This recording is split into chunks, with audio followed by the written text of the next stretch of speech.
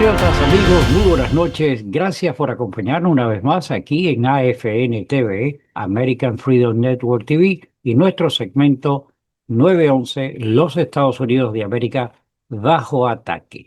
Muchísimas gracias a todos ustedes por acompañarnos en esta velada de hoy, jueves 38 de la noche, un verdadero privilegio. Nuevamente estamos aquí para hablar de historia con Enrique Encinosa.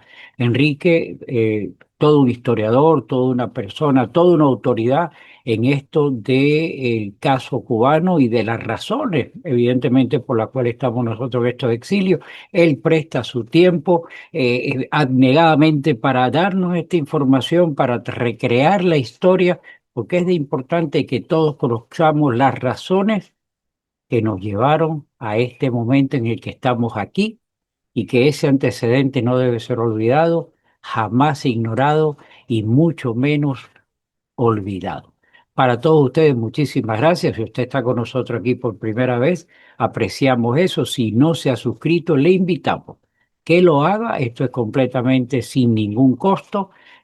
Active los algoritmos que tiene la plataforma, la manito arriba, la campana, en fin, esos elementos que le va a permitir a usted ser notificado cada vez que estemos subiendo algún material nuevo de sumo interés para todos ustedes. Por favor, compartan y pasemos ahora inmediatamente en este Conversando de Historia con Enrique Encinosa. Patriotas, amigos, muy buenas noches. Gracias por acompañarnos en esta velada de hoy, 8 de la noche, donde ya tenemos este clásico de clásicos, pudiendo hablar de historia con Enrique Encinosa. Enrique, muy buenas noches y sé que no te gusta que te dé la gracia, pero gracias por permitirnos darnos luz sobre los acontecimientos que encierra nuestra historia en Cuba. Gracias a ti. Ya, pues, te digo que para mí esto es un placer de verdad. Yo lo disfruto. Y yo creo que es muy necesario para que la gente, porque muchos de los cubanos que nacieron después de la revolución no saben la verdadera historia. Claro. ¿Ok? Este programa se puede escuchar igual que el programa de Candela con Enrique Encinosa o Historia con Enrique Encinosa. Se pueden escuchar los miércoles y los viernes. Los nuevos programas. Y los jueves, miércoles y jueves. Miércoles y jueves, ¿verdad? Sí. En Rumble, en Telegram, en X, en Truth Social, Signal, YouTube y Facebook. Quiero hacerte una acotación. El programa está trabajando muy bien en Rumble. Me quedo maravillado cada vez que veo la cantidad de personas que lo está viendo. Y también te participo que lo estamos retransmitiendo a través de la emisora de radio, AFN Radio. Y tenemos increíble una audiencia que asombra en Rusia. Y parece que hay muchos cubanos por allá pendientes de las cosas que están sucediendo. No, sí, o sea, sí, y incluso, fíjate, incluso yo leí un artículo recientemente que hay un coronel del ejército ucraniano que dirige una brigada que es hijo de cubano, No. criado en Ucrania. Bueno, vamos a... Y En los programas ese es anteriores, el triunfo de la revolución, el cubano regado por todos lados. déjame decirte que sí, yo una vez entrevisté, ¿quién fue la periodista? Hubo una periodista aquí que hace como 25 o 30 años, y no me acuerdo el nombre de ella ahora, pero ella fue quien descubrió en las pirámides de Egipto a un cubano que era de Consolación del Norte o Consolación del Sur, un marinero que se había quedado en Egipto y tenía un negocio alquilando camellos. Y que el cubano está en todos lados. ¿No? Bueno, en los programas anteriores de historia hemos hablado del clandestinaje, de la guerrilla, del escambray, de los diferentes grupos que se organizaron en diferentes provincias, de los grupos clandestinos como el MRR, el MRP, el 30 de noviembre, etc. Hoy vamos a hablar del Alfa 66. El Alfa tiene un valor histórico inmenso, ¿ok? es el grupo más longevo que se ha opuesto al régimen castrista en toda la historia del exilio. Y probablemente en la historia de Cuba. Yo no creo que haya ningún grupo que ha conspirado 60, 70 años. ¿No? Y el Alfa se funda en 1961. Ahora, hay varias versiones de la fundación del Alfa. La más popular es que Alfa es el principio y 66 fue el nombre de las personas que integraron la organización. Oh, yo no sé. Para empezar. Pero ahí hay también varias versiones. En realidad, el Alfa es una unión de diferentes organizaciones.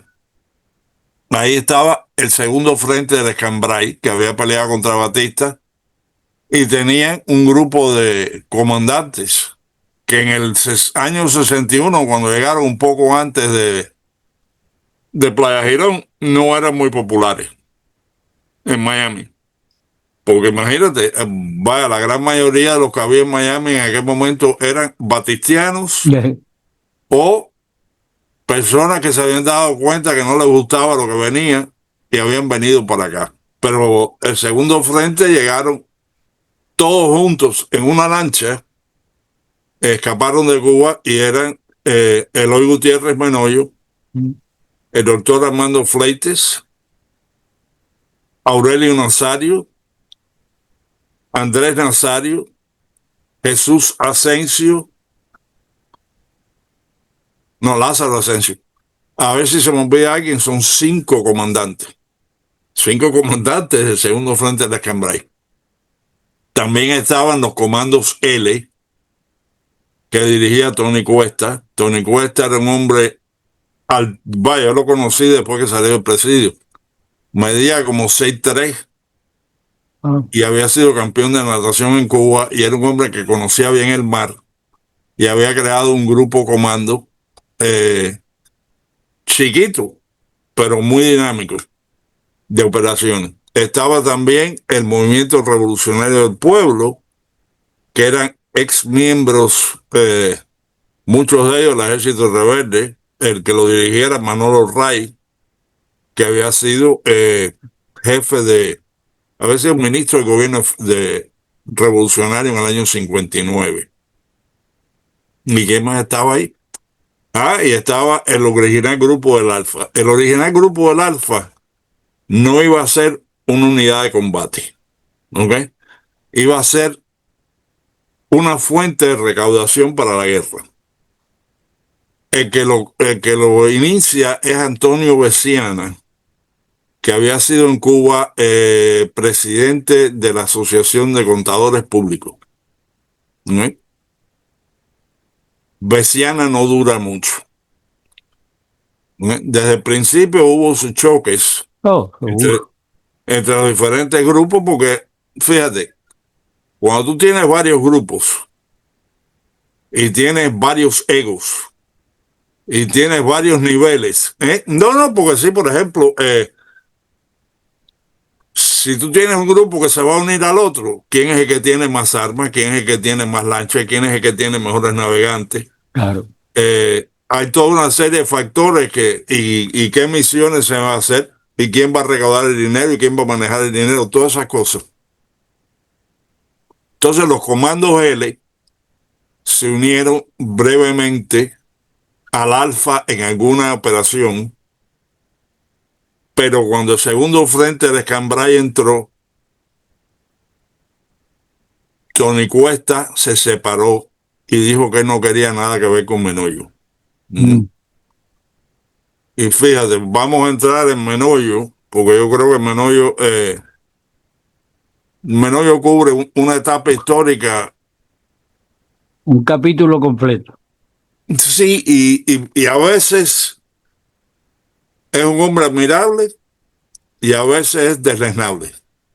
Él es gris, ¿no? Ni blanco ni negro, él es gris. Yo lo admiré mucho en un momento, pero con el tiempo me fui dando cuenta, conversando con gente que había estado con él en el segundo frente, de las diferentes posiciones que él tomó. Eloy Gutiérrez Menoyo era nacido en España, era un niño cuando la Guerra Civil Española empezó. Su hermano mayor, que le llevaba bastantes años, me imagino, porque cuando Eloy era un adolescente, ya el hermano estaba peleando en la guerra. O sea, tendría 17, 18, 19 años. El hermano peleó del lado de la República en contra de los nacionalistas y Franco. La familia Menoyo era muy socialista, no digo comunista, pero muy socialista. Y los Menoyo viajan a Cuba, emigran. Carlos, el mayor, cuando la guerra se acaba, se va para Francia. Y ahí continúa peleando contra los nazis.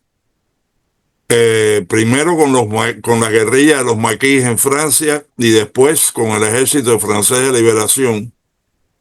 Y él es uno de los que está en la toma de París con el general Leclerc. Regresa no, porque no había vivido en Cuba. Carlos eventualmente va a Cuba después de la guerra. Y aparentemente el muchacho estaba bien empapado de todo lo que fuera bélico, porque tan pronto llega a Cuba se empieza a meter en problemas de actos de violencia, participó en Cayo Confites, en otros tipos de operaciones. El 13 de marzo de 1957, cuando el directorio y los auténticos llevan a cabo el ataque a Palacio Presidencial para tratar de matar a Batista, el jefe de la operación, el jefe militar, es Carlos Gutiérrez Menoyo.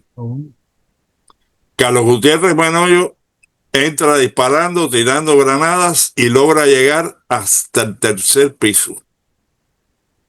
Que vaya, nadie llegó hasta el tercer piso. Es más, de toda la gente que entró en Palacio ese día tratando de matar a Batista, cuando la revolución gana, solo quedaba uno vivo, Luis Goicoechea. Porque otros, como Fabri Chamón, fueron heridos afuera y no entraron. Pero los que entraron, uno solo quedó vivo. Carlos Gutiérrez Menoyo cae en el tercer piso. Porque ya la guardia que le quedaba a Batista estaba bien atrincherada ahí, tenían una ametralladora pesada y lo mataron. No barriga. Entonces Eloy, que tenía varios años menos, en aquel momento ya era un hombrecito y tenía un bar que se llamaba el Eloy Bar, en Cuba, un bar chiquito.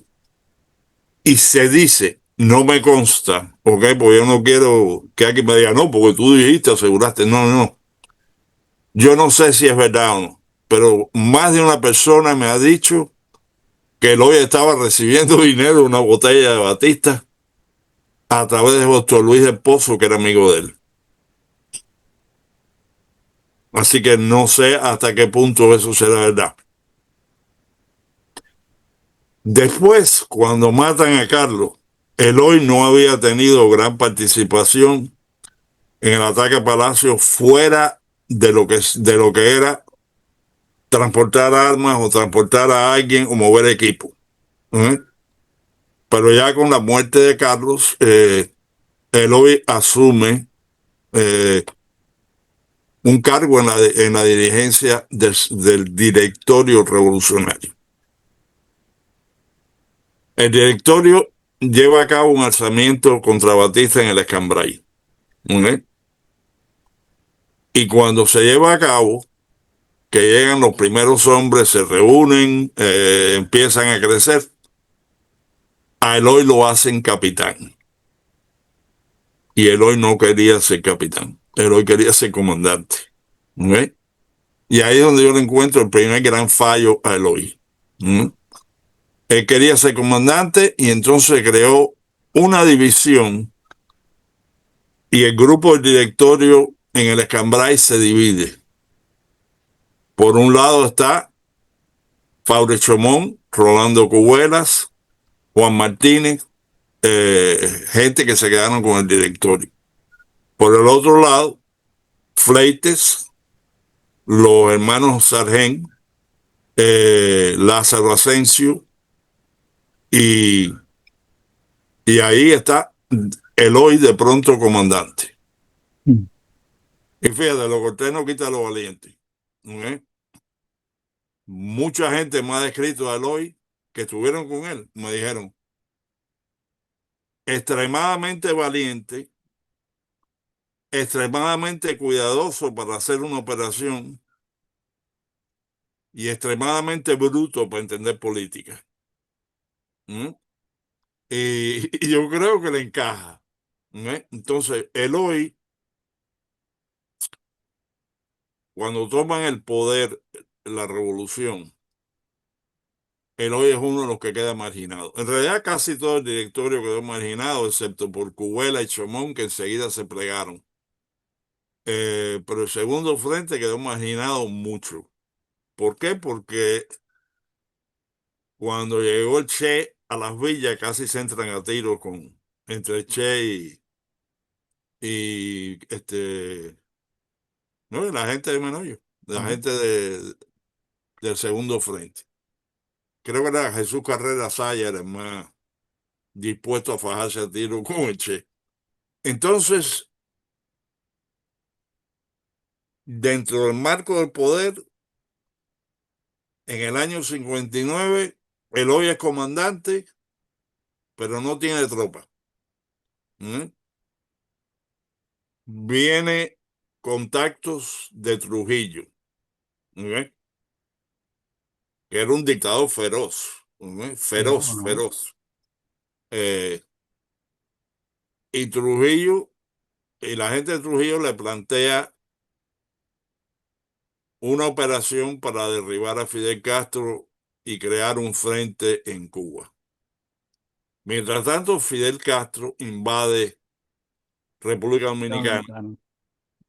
y eran 200 o 300 hombres. La mayoría eran dominicanos, pero había ahí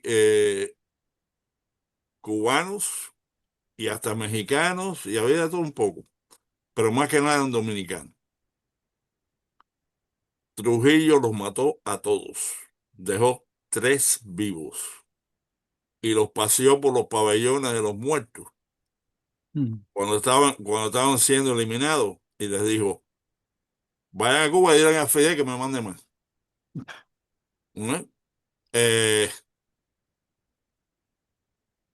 y en realidad Fidel nunca volvió a atacar a República Dominicana, hasta después que Trujillo murió y vino la cuestión de Camaño. Pero en ese proceso, Eloy Gutiérrez Menoyo le dice que sí a los dominicanos, va y le dice a Fidel, me están ofreciendo esto, vamos a agarrarlos a todos en un jamo. Y entonces se lleva a cabo, llega el primer avión que traía entre ellos a mi buen amigo Martín Pérez. Y Martín Pérez cumplió prisión por culpa de Menoyo, que cuando llegaron al aeropuerto estaba todo un batallón esperando. Eso le dio un mal sabor a la leyenda de Menoyo. ¿Ok? ¿Por qué? Sí, Trujillo era un dictador, pero como quiera que sea, más de 100 conspiradores fueron al presidio. claro, ¿Ok? A Isla de Pino, a todos lados. No lo fusilaron, porque en aquel momento había una conferencia en Punta del Este, ¿ok? Que estaba criticando a Fidel por haber fusilado tantos centenares de cubanos. Y por ese momento, eso le salvó la vida a, a Martín Pérez, a Ramón Mestre, a una pila de gente que estaban conspirando dentro de Cuba y claro. los que venían en el avión. Pero eso dejó mal sabor. Eh, Fidel fue a la televisión y elogió a William Morgan y a Menoyo. Y déjame decirte, yo conocí bien a Olga Morgan, la mujer de William, y a William lo conocí superficialmente en Cuba. Ella se escondió en mi casa cuando yo era niño. Y después conversando con ella, porque yo en aquel momento era un niño, yo no podía, para lo Claro. que yo sabía, lo único que yo sabía era callarme la boca. Sí, sí, mi padre me dijo, no le digas ni a tu abuela que esta mujer está escondida aquí. Y yo tenía 11 años, le dije, ok. Así que, y fue mi primera labor conspirativa, callarme la boca. ¿Ok? Eh, no, pero uno aprende así. Y ella y yo tuvimos, después cuando yo era adulto ya, que me empaté con ella en el exilio, y tuvimos muy buena amistad, ella me dijo que William, y llegamos a la conclusión, yo también estaba de acuerdo. William Morgan era un americano que se redimió en Cuba. Él había sido un pistolero, un gángster, eh, un gángster. Le habían dicho dos pistolas Morgan No, en el mundo criminal, porque él andaba con dos pistolas y él lo mismo te vendía armas y probablemente fue a Cuba a buscar venta de armas, contrabando pero por alguna razón acabó alzado y el alzamiento lo había curado. O sea, todo su ganterismo desapareció cuando él se vio en las montañas peleando por una causa. Y después, cuando llegó a los llanos, que tomó Cienfuegos, eh, yo creo que la adulación de la gente que lo quería, que estaba contenta por él, claro, lo purificó. Pero Morgan no entendía la política. Él entendía fajarse a tiro con una Thompson, ¿no? Pero él no entendía política. Y Menoyo lo metió en el asunto, ¿no? Incluso Morgan vino a Miami, se reunió en Miami Beach, un hotel que ya no existe. Se reunió en Miami Beach con agentes de la CIA.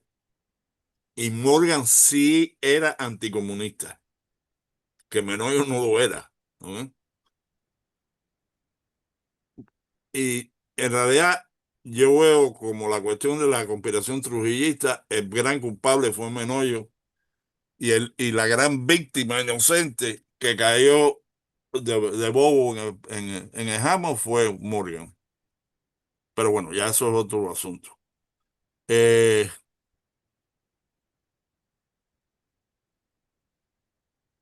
Menoyo, como dije, era valiente y el Alfa empieza a llevar a cabo operaciones comando. Al principio no tenían dinero, ¿ok? Y empezaron a recoger centavos aquí, centavos allá. Besiana dura menos de un año como dirigente en el Alfa. Le piden que se vaya porque no están, porque él empezó a hacer el convenio con el segundo frente a espaldas del resto de los miembros del Alfa y incluso según reporte, yo no sé hasta qué punto sea verdad, Besiana se va llevándose armas y $12,000. oh, ¿No es? Pero bueno, pues usarlo a su manera. Ahora, se dice que el Alfa, el 30 de noviembre, que había movimientos que no recibían ayuda directa del gobierno americano. En parte, eso es cierto. O sea, el gobierno americano tenía dos grupos. Un grupo eran los agentes de la CIA, que incluía los cubanos que estaban en las marinas, en la marina de la CIA, que era lo que llevaban gente a los tines de infiltración en Cuba. Los comandos Mambise, que eran dos grupos, y los comandos Mambise estaban entrenados a nivel de CIA y estaban llevando a cabo operaciones. El team de hombres ranas de la CIA, que hundieron un barco en Isla de Pino. Y así sucesivamente estaba la gente de la CIA. Ahora, los grupos que no querían estar directamente dirigidos por la CIA recibían alguna ayuda. El Alfa recibió a través de Gaetón Fonsi uno de los agentes de la CIA recibió 200, sí, creo que era 200, alrededor, más de $200,000, 250 creo que fueron. Este dinero yo lo usaba para comprar lanchas y lanchas y barcos y equipos para las lanchas y gasolina para las lanchas, etcétera. En aquella época, fíjate, y esto es interesante porque esto afecta futuros, eh, futuros años, ¿ok? En el año que todavía los americanos estaban queriendo tumbar a Fidel, Mm, si tuviera, por ejemplo, el Alfa o el 30 de noviembre o el MRP, y tú decías, yo quiero hacer una operación a Cuba, ¿qué te hace falta? No, me hace falta un par de calibre 50, eh, con cintas de 3.000 balas, me hace falta, ¿ok? Aquí lo tienes, ¿ok? Vete para Cuba, pero cuando regreses, bota todo esto en mar. Bota todo esto en mar porque simplemente ellos no querían que pronto en todos los cruces de Miami claro, hubiera el calibre 50 y ametralladoras M3, etcétera. Y como es natural, nadie tiraba nada en el agua, ¿ok? Entonces, por eso, en los años 70 cuando empieza la guerra por los caminos del mundo, que ese será otro programa en el futuro, y en el cual yo participé ampliamente, había cantidad de armas, armas automáticas, explosivos, había de todo, ¿no? Y de todo te estoy hablando de que en una, el gobierno americano en aquel momento dijo que había confiscado 675 armas automáticas a cubanos en Miami. Pero bueno, después de eso, dice, las primeras operaciones del Alfa. Dice, ponerme aquí en el medio, pues, porque después me pongo a hablar así, me voy de la cámara. yo lo corté. Mm. Las primeras operaciones fueron en 1963 en Isabela de Sagua. A Isabela de Sagua dice, mm, el ataque de Isabela de Sagua fue a un campo ruso de tecnología. O sea, algún tipo de edificio que ellos tenían de tecnología, que estaba en la misma playa, y un barco ruso que todavía estaba en el mar. Dos botes del Alfa con dos cañones 20 milímetros estuvieron, fueron usados así como rifles automáticos Browning y carabinas M1. Cada bote del Alfa llevaba de 12 a 15 hombres. Un bote era de madera, 25 pies de eslora, cubierto con fiberglass, con motores Mercury. En Miami Herald, cuando publicó el evento del ataque, dijo que había habido rusos muertos.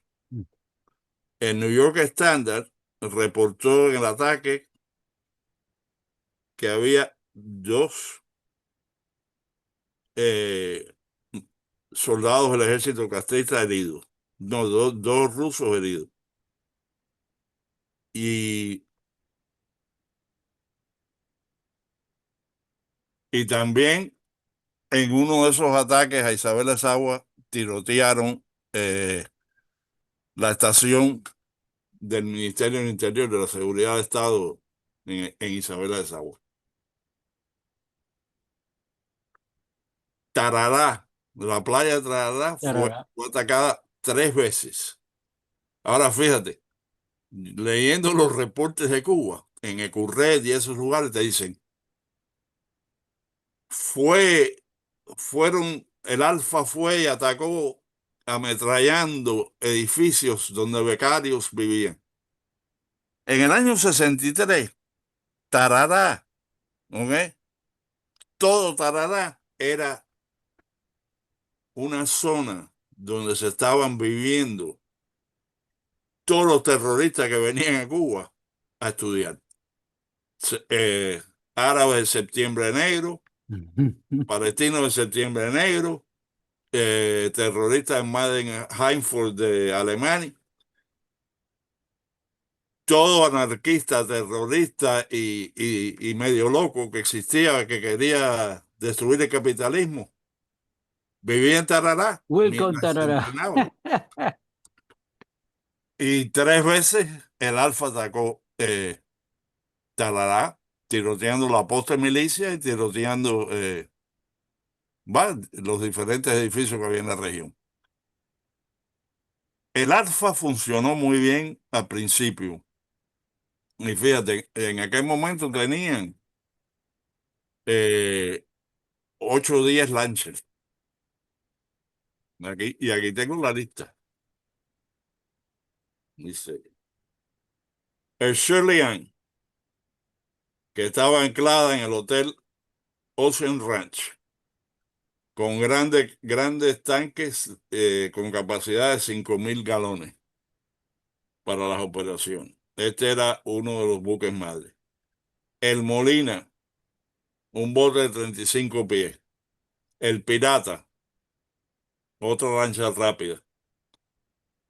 Olguita y Hazel, dos barcos tipo Sigma de 32 pies de eslora que iban lentos y se usaban, nada más que hacían 7 nudos por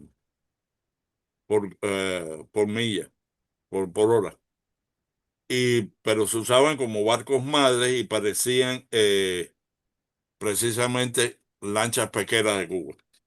El Loreta, Enrique, está entretenido. Nos quedan 5 minutos. Te voy a cerrar para que Creo que sí, hace falta un capítulo para la historia de Menoyo para todas las demás cosas que tú no has contado. Y yo no no, sabía, déjame resumirte a Menoyo rápido. pero yo ¿Ok? antes termine, no sabía de dónde venía el nombre de Alfa 66 y que gracias a esa información también, ¿eh?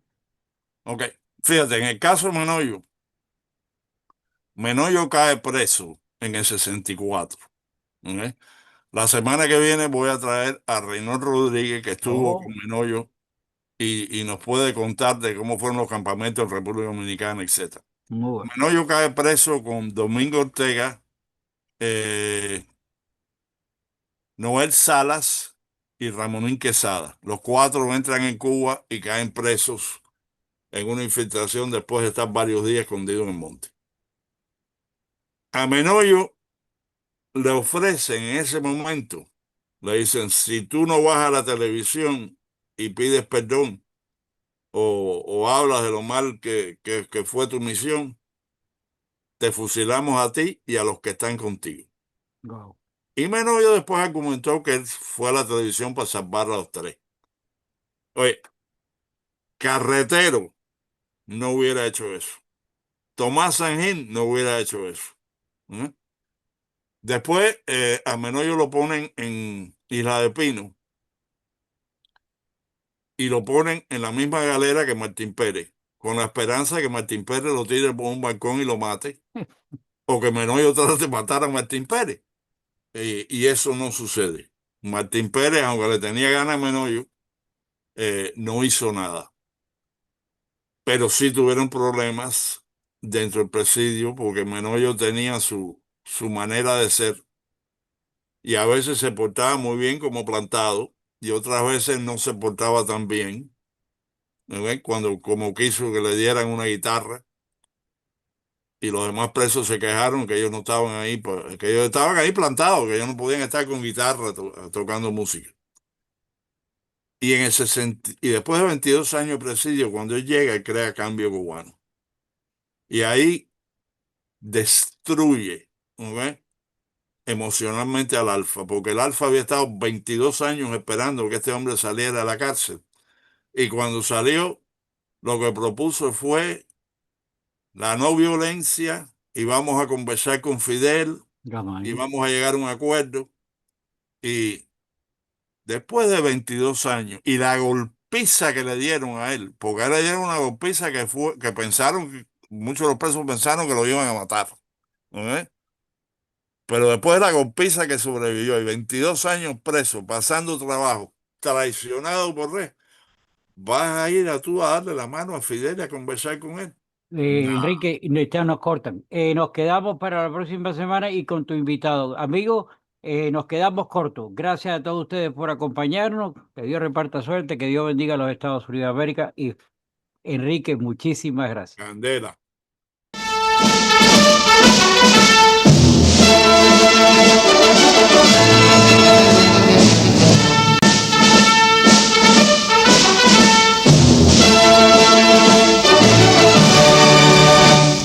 Combate, correr, hay a veces que la patria os contempla orgullosa, oye más una muerte gloriosa que morir por la patria es vivir.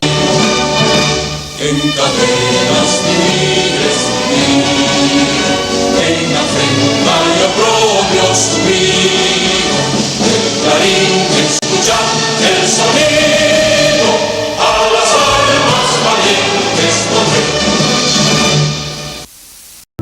I pledge allegiance to the flag of the United States of America and to the republic for which it stands, one nation, under God, indivisible, with liberty and justice for all.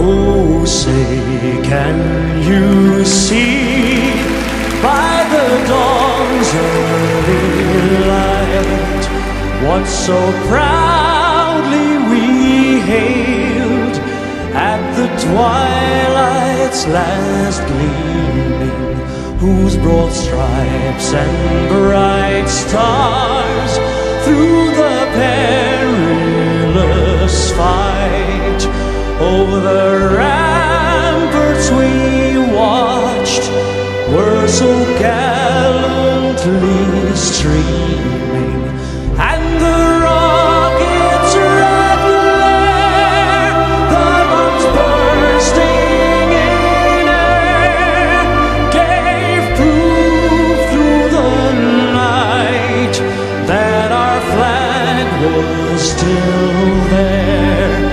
Oh, say does that star-spangled banner yet wave o'er the land of the free and the home of the brave?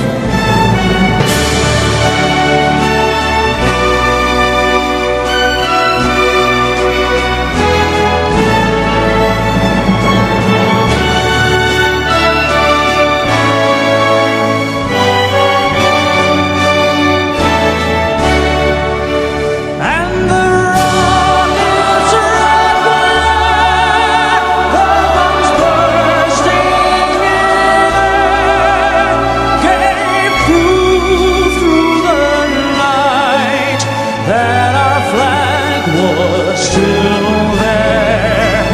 Oh, say